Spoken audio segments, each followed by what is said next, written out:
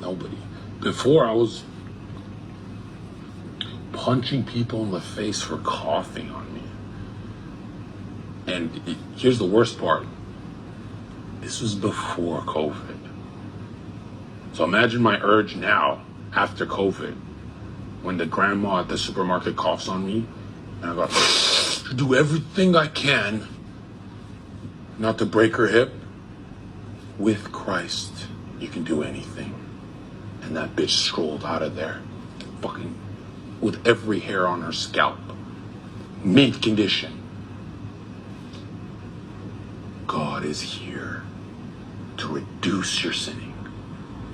Now, if I became a much more violent person after Christ, then you can say, this guy's not a Christian, this guy's a hypocrite, this guy... Can't say it when I'm fucking killing it. I'm not killing her, the grandma. Do you ever look